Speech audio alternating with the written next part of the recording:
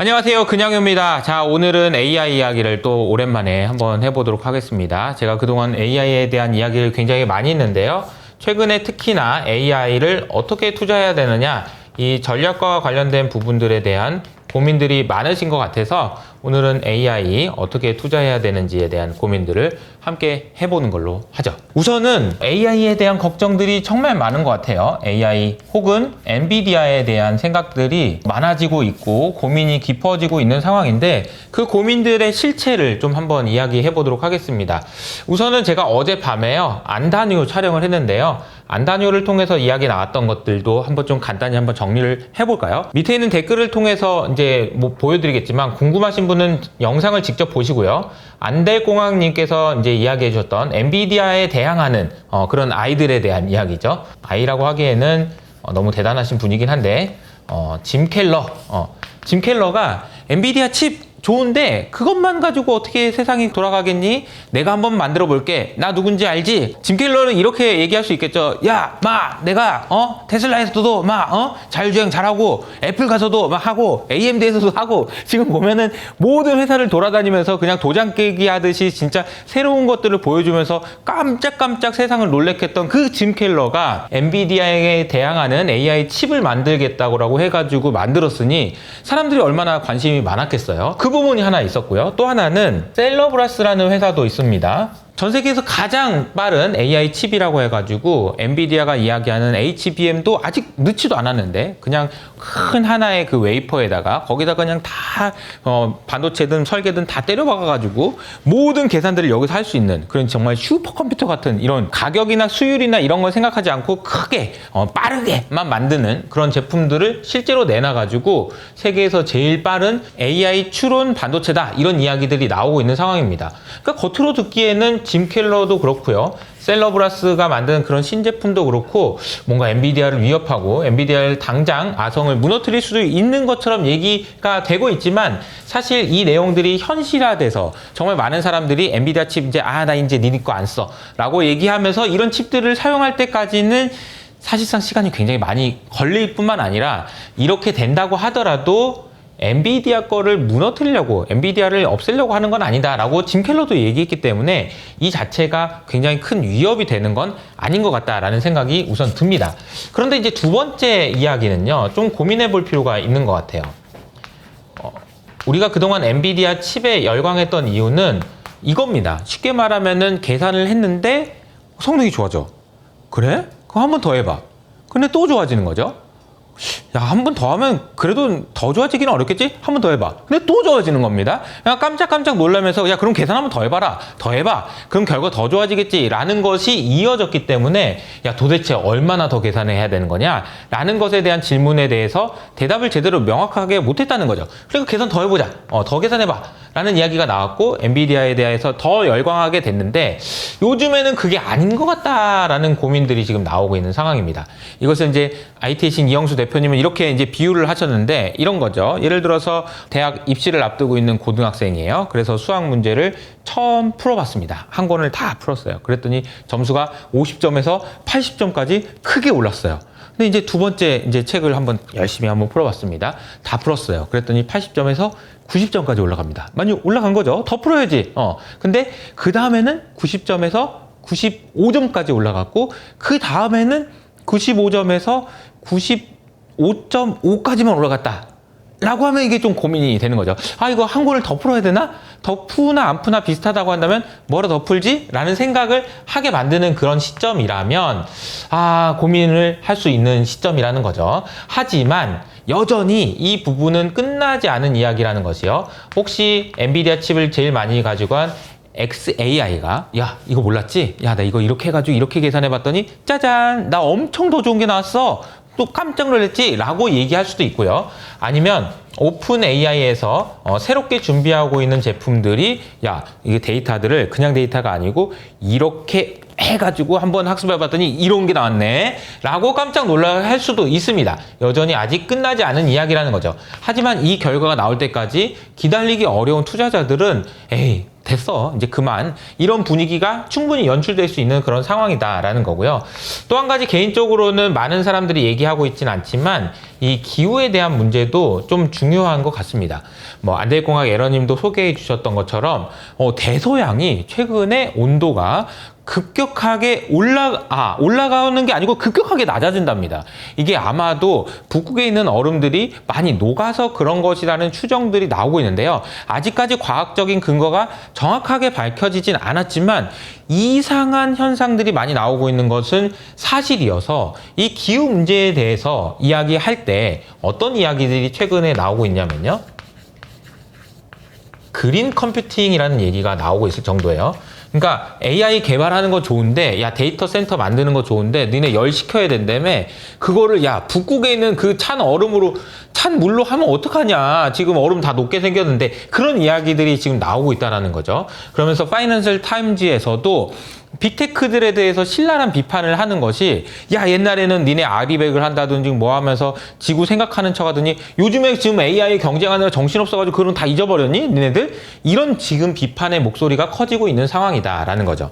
지금 생각해보면 당장 이 1번이 문제가 될 것 같진 않은데 2번과 3번은 확실히 좀 부담 요인으로 앞으로도 작용할 수 있을 것 같고, 특히나 이 질문에 대한 대답은 분명히 이것을 통해서 우리가 확인해 봐야 될 것 같다라는 생각이 듭니다. 두 번째로는 엔비디아의 주가가 왜 이렇게 하락했는지에 대한 설명인데요. 사실은 이제 엔비디아 주가가 뭐 그렇다고 너무 많이 빠졌냐, 그런 건 아닌데 실적이 이렇게 좋게 나왔는데 주가가 왜 빠졌는지에 대해서 그 설명을 좀 드려보도록 하겠습니다. 우리가 그 설명을 하기 위해서는 이 서프라이즈 인덱스라는 것에 대한 개념을 이해하셔야 돼요. 이 서프라이즈 인덱스는 0보다 크게 되면은 예상보다 좋은 걸 의미하고요. 0보다 작았을 때는 예상보다 안 좋은 걸 의미합니다. 그러니까 예상보다 좋을 때는 주가가 좋고요. 예상보다 안 좋을 때는 주가가 안 좋아요. 근데 여기까지가 이제 1단계고요. 조금 더 고민해 보시면 이것도 좀 더 나눠서 생각할 수가 있는데요. 그래서 이 구간을 A라고 하고 B라고 한다면 A와 B는 예상보다 좋으니까 주가가 좋아야 될 것 같고, C와 D로 나눈다고 하면 C와 D는 예상보다 안 좋으니까 주가가 안 좋아야 될 것 같죠. 하지만 그렇지 않습니다. 대표적인 케이스가 D 구간인데요. 이 D 구간은 어떤 구간인지 설명드리기 위해서 제가 A와 B의 차이, C와 D의 차이를 설명드리도록 하겠습니다. 자, A는요, 시장의 예상보다 더 좋은 거예요. 그런데 점점 더 좋아지는 구간입니다. 점점 더 좋아지는 거고요. C는 어떻게 되냐면 시장의 예상보다 안 좋은데요. 점점 더 안 좋아지는 구간입니다. 반대로 B는 어떻게 되냐면요. 시장의 예상보단 좋아요. 그런데 그 좋아지는 정도가 점점 덜 좋아지고요. D 구간도 마찬가지인데요. 안 좋긴 안 좋아요. 그런데 예상보다 덜 안 좋은 구간이라고 볼 수 있습니다. 여기서 주가가 가장 좋은 구간이 어디냐라고 생각해 보면 사실은 D 구간일 수 있습니다.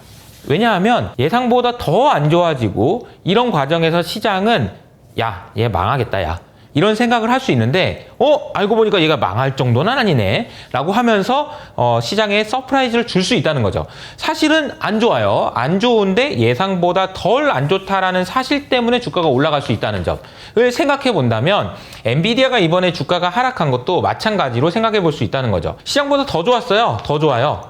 진짜 이번에도 더 좋겠지? 라고 생각했는데 생각보다는 덜 좋았던 이 차이가 주가가 왜 이렇게 움직였지? 라는 그런 문제를 만들어낸다라는 거죠. 그런데 이제 생각해보면 엔비디아가 여기서 이렇게 왔다가 이렇게 된다라고 한다면 지금이라도 주식을 당장 팔아야 되겠지만 그게 아니고 예상보다 더 좋은 상황이 계속 이어진다면 주가가 급락하는 상황을 가정할 필요는 없겠다라는 생각을 할 수 있는 것 같습니다. 그러니까 엔비디아가 이 구간의 어딘가에 있으면서 주가가 뭐 3조 달러 근처에서 계속 유지되는 것이 사실 우리가 투자하는 입장에서는 가장 좋은 시나리오이고요. 그리고 엔비디아 주가에 대해서는 우리가 너무 힘을 꽉 줘가지고 엔비디아 주식 안 되면 절대 안 돼 라고 하면서 투자를 할 필요는 없는 구간으로 들어선 것 아닌가라는 생각을 개인적으로 하고 있습니다. 자, 그럼 AI 투자에 대해서는 이런 생각을 좀 해볼 수가 있어요. AI 뭐 버블이나 마냐 이런 얘기들이 굉장히 많이 나오는데 사실 지금까지는 AI 때문에 버블이 왔다, 이미 버블이다, 지금 버블이 터졌다 라고 얘기하기는 조금 어려운 부분이 있는 것 같아요. 왜냐하면 엔비디아 주가도 사실 실적이 좋아지는 것만큼 올랐었거든요. 엔비디아 주가가 많이 올라서 버블인 것 같지만 실제로는 엔비디아의 실적만큼 좋아졌다라고 보면 버블은 아니다라고 생각해 본다면 우리가 고민해 봐야 되는 것은 혹시 AI 버블이 온다면 어떻게 올 수 있는지 그 시나리오를 생각해 보는 것 아닐까 싶습니다. 저는 여전히 AI 버블이 올 수 있는 가능성이 있다라고 생각하고 있고요. 그러면 이 AI 버블은 왜 올 수 있는지에 대한 고민을 해보도록 하죠.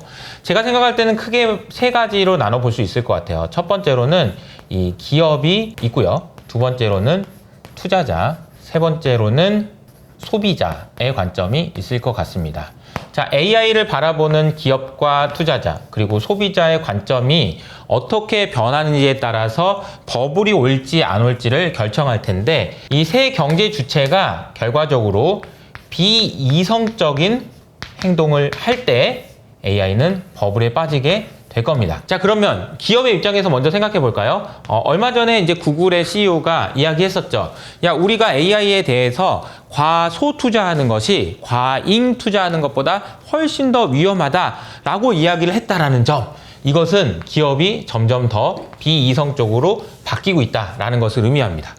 엔비디아가 돈을 저렇게 많이 버는데 자, 이거 저거 뺏어가고 싶어 라는 생각으로 저것만 얻으면 천하를 얻을 수 있어. 우리가 만약에 이 경쟁에서 지면 우리 회사는 망하는 거야 라는 그런 두려움, 그 두려움의 감정이 이성적으로 판단하지 못하게 하고 더 투자를 하게 만들 수도 있다라는 거죠. 그렇게 될 거라는 것은 아니고요. 자, 두 번째로는 이 소비자의 관점인데요. 이 소비자의 관점에서 우리가 앞으로 AI가 계속 갈 수 있는지 여부를 결정하는 아주 중요한 이벤트가 있습니다. 6월 9일로 예정되어 있는 애플의 신제품 발표가 과연 어느 정도 교체 수요로 이어질 것이냐, 이 부분은 진짜 중요하다라고 제가 계속 말씀드리고 있죠. 애플의 신제품이 얼마나 교체 수요로 이어지느냐는 이 소비자가 AI 버블을 용인해 주느냐 여부를 결정하는 것이기 때문에 애플에 대해서는 굉장히 예의주시하면서 살펴봐야 될 것 같다. 그런데 만약에 애플의 신제품이 소비자들의 반응이 밋밋하고 재미없다라고 한다면 좀 보수적으로 대응할 필요도 있는 것 같습니다. 마지막으로 이 투자자의 관점에서 생각해 보면요. 이 투자자 입장에서 AI 버블을 생각할 때 아주 중요한 키워드가 있는데 그것은 바로 MMF라는 겁니다. 자, MMF의 존재가 이번 미국 주식시장의 상승에서 어떤 역할을 했는지를 살펴보면 우선 MMF에는요, 약 6.6조 달러의 현금이 지금 쌓여 있습니다. MMF는 아시는 것처럼 단기적으로 돈을 넣어놓으면 금리를 주는 상품인데요. 그 상품의 지금 금리가 무려 5.5%나 되기 때문이죠. 5.5% 어디서 많이 들어보지 않으셨어요? 네, 연준에서 단기 금리를 지금 5.5%로 맞춰놓고 있잖아요. 그러니까 MMF에 돈을 넣으면 5.5%가 나옵니다. 그러니까 MMF에 돈이 이렇게 많이 들어가 있다라는 거죠. 어떻게 보면 현금 실탄이다 라고 볼 수 있을 것 같은데요. 이렇게 많은 돈이 들어갔던 것을 해외의 투자자들은 이렇게 해석하는 것 같아요. 과거에도 마찬가지로 미국 주식시장이 좋아질 때는 주가가 오를 때 투자자들이 따라서 주식을 사는 그런 현상들이 나타났습니다. 주가가 많이 올랐는데도 개인 투자자들이 주식을 많이 사서 꼭지를 만들고 나서 주가가 하락하고 이런 일들이 반복되는데요. 이번에는 유독 주가가 굉장히 많이 올랐음에도 불구하고 개인 투자자들이 나 주식 안 살 건데 라고 얘기했다는 거죠. 이것은 이제 비유로 설명드리면 이런 거예요. 옆에 있는 친구가 엔비디아로 주식으로 돈을 많이 벌었대요. 근데 저는 이렇게 얘기하는 거죠. 나는 괜찮은데 엔비디아 없어도 괜찮아. 왜? MMF에 너도 돈이 많이 들어와. 그래서 괜찮은데 왜? 나는 안 사도 될 것 같은데? 그래서 엉덩이가 들썩들썩 하지 않았다라는 겁니다. 그래서 버블이 오지 않았다라는 건데 만약에 이제 이번 달에 있을 FOMC 회의에서 금리를 5.5%에서 좀 낮추기 시작한다라고 한다면 MMF에 들어가 있던 돈들도 이제 고민을 하기 시작할 겁니다. 이 돈이 어디로 갈 것이냐에 따라서 버블이 오느냐 혹은 아니면 정말 심각한 위기가 오느냐가 결정될 텐데 결과적으로는 그래서 우리가 시나리오를 쓸 때 이렇게 두 가지를 나눠서 봐야 될 것 같습니다. 경기가 큰 문제 없이 오케이인 상황 혹은 경기가 연착륙 혹은 둔화되는 경우 그리고 이제 세 번째로는 이제 망하는 경우겠죠. 예, 리세션이 오는 경우. 이런 경우를 한번 나눠보죠. 그리고 경기가 좋은 상황에서도 AI에 대해서 와 하는 경우가 있을 것 같고요. 반대로 AI에 대해서 에이 별거 없네 라는 경우가 있을 수 있을 것 같습니다. 여기서도 마찬가지고요. AI가 와 하는 경우, AI가 하는 경우 이렇게 나눠볼까요? 자, 각각의 경우를 한번 생각해 보죠. 경기가 좋은 상황인데 AI에 대한 투자도 계속된다. 이때는 모두가 좋기 때문에 뭐 생각할 필요가 없을 것 같습니다. 경제가 안 좋아지기 시작하거나 이제 망하게 되는데 AI에 대한 투자가 안 된다? 그러면 AI 주가가 제일 많이 빠지겠죠. 이때는 진짜 조심해야 될 상황입니다. 그런데 이 두 가지 상황에 대해서는 고민이 필요가 없는데 이 두 가지 경우에는요. 이 두 가지 경우에는 좀 고민이 필요할 수 있을 것 같습니다. 경제가 그렇게 문제가 없어서 주식시장이 계속 좋은 상황인데 AI에 대해서는 좀 둔화된다? 라고 한다면은 이때는 다른 주식들을 사셔야 되는 거예요. 다른 주식에 대한 관심들이 굉장히 많아질 것 같습니다. 다른 주식이 뭐냐라고 생각해 보면 최근에 이제 미국 시장에서 신고가를 쓰고 있는 주식들이 몇 가지 있는데요. 거기서 힌트를 좀 찾아보면요. 첫 번째 이제 JP 모건인데요. 은행주죠. 근데 모든 은행주의 주가가 좋진 않은데요. JP 모건은 신고가를 쓰고 있습니다. 왜요? 1등 주식이니까 그렇죠. 두 번째로는 코카콜라가 그렇습니다. 가격 전가를 할 수 있다라는 점이 부각받았기 때문입니다. 역시나 1등 기업들이 경기가 둔화되는 국면에서 확실한 소비를 이끌면서 주가가 좋을 수 있다라는 거고요. 마지막 세 번째는 3M 같은 회사인데요. 이 3M도 주가가 최근에 좋아요. 근데 왜 그런 거 봤더니 얘는 이 어려운 상황에서 구조조정을 끝냈다라는 겁니다. 키워드는 이거예요. 1등 아니면 가격 전가 혹은 구조조정을 할 수 있는 회사들이라고 한다면 굳이 AI가 아니더라도 각광받을 수 있다라는 측면을 고민해 보시면 좋을 것 같아요. 그리고 또 하나는 연착륙이 되고 시장이 안 좋은 상황일 때 다른 주식으로 가봐야 별 볼 일 없다라는 것을 시장에서 깨달았을 때, 그런데 경기 침체가 와가지고 시장이 망가지고 그리고 막 채권으로만 돈이 다 가고 그런 상황이 아닐 경우에 여기에 있는 6.6조나 되는 이 돈들이 AI로 오게 되면서 이때야 비로소 AI 버블이 올 수도 있겠다라는 생각인 거죠. 이것이 가능하기 위해서는 세 가지 박자가 맞아야 됩니다. 기업이 과잉 투자를 해야 되고요. 투자자들도 비이성적으로 행동해야 되고요. 소비자들도 아이폰 교체해야 됩니다. 여러 가지 박자가 맞물렸을 때 당장이라도 AI 버블이 올 수도 있는 것 아니냐라는 생각을 하고 있지만 저는 이 AI 버블에 대해서 여러분이 이런 생각을 갖고 투자를 하시는 게 필요하다고 생각해요. AI 버블이 올 거야. 힘을 꽉 주고 자 이제 뭐 예를 들어서 야구 스윙을 하는 거죠. 야구 스윙을 하는데 힘을 이렇게 주면 어떻게 될까요? 공이 와요. 지금 오타니가 이제 공을 칠 때 이렇게 해가지고 이렇게 치나요? 이렇게 치면은 공이 맞을 수가 없죠. 근데 힘을 빼고 이렇게 있다가 빵 치면 지금 오타니 요새 40개 홈런 쳤다던데 아무튼 이렇게 칠 수 있는 거 아니겠어요? 힘을 좀 빼야 된다라는 겁니다. 그 상황을 얘기하는 게 이제 어떤 거냐면은 드러켄 밀러라는 사람이 닷컴 버블 시기에요. 주가가 처음에 올라가기 시작할 때부터 이분이 돈을 진짜 많이 벌었대요. 그래서 야, 이 정도 벌었어? 오케이. 그러면은 난 이제 여기서는 팔게라고 해가지고 주식을 다 팔았다고 합니다. 그런데 가만 보니까 자기보다 주식을 못하던 애가 그때 이후로 주식으로 돈을 정말 많이 벌기 시작하는 거죠. 이때보다 더 빠른 속도로 주가가 계속 올라가기 시작하니까 더 이상 견디지 못한 드러켄 밀러가 이때 샀다고 합니다. 주식을 사니까 곧장 주가가 빠져가지고 중간에 어딘가에서 뭐 손절을 하긴 했겠지만 굉장히 안 좋은 구간을 보냈다라는 거죠.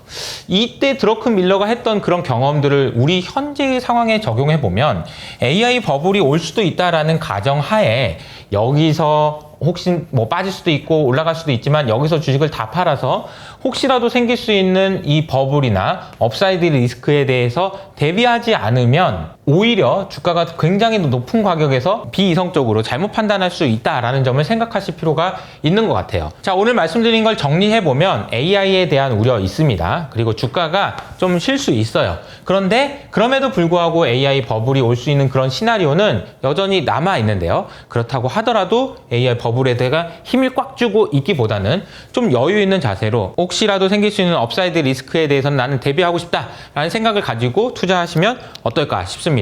오늘 드린 말씀 중에서 이렇게 다른 종목에 대한 투자 아이디어나 아니면 AI 전략에 대한 구체적인 이야기는 밑에 있는 댓글을 통해서 여러분들이 확인하실 수 있고요. 10월 1일부터 시작되는 네이버 프리미엄 컨텐츠에서도 종목에 대한 이야기를 하는 종목효가 시작될 거니까 많은 관심 부탁드리겠습니다. 오늘 내용이 좋으셨다면 구독과 좋아요 버튼을 잊지 마시고요. 저는 여기서 인사드리도록 하겠습니다. 감사합니다.